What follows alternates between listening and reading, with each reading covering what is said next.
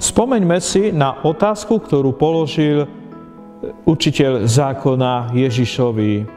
Ktoré prikázanie v zákone je najväčšie? Ježiš mu vtedy odpovedal. Prvé je, milovať budeš Pána svojho Boha z celého svojho srdca, z celej svojej duše, z celej svojej mysle i z celej svojej sily. A druhé je, budeš milovať svojho blížneho ako seba samého. A práve dnes v liturgii slova počujeme, ako svätý apoštol Ján nás povzbudzuje. Milovaní, keď nás Boh tak miluje, aj my sme povinní milovať jeden druhého. Svätý apoštol Ján ukazuje nám, že máme v sebe mať tú lásku k bližnemu.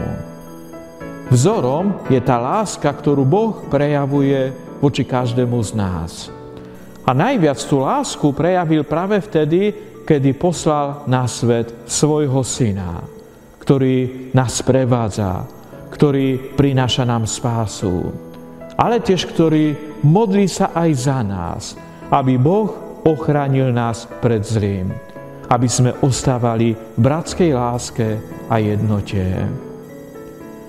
Pani Ježišu, naplňaj naše srdcia vrúcnou láskou, aby sme sa milovali navzájom, aby sme tvorili jednotu.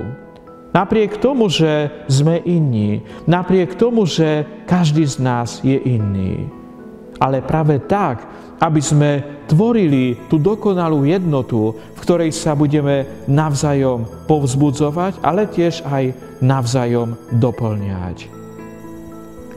Pani Ježišu, ďakujeme Ti za Tvoju lásku. Ďakujeme Ti za ten vzor lásky, ktorú nám ukazuješ a ktorá je medzi Tebou a Tvojim Otcom. Nech tá láska aj nás povzbudzuje, aby sme Teba milovali z celého svojho srdca a zároveň, aby sme sa aj navzájom milovali.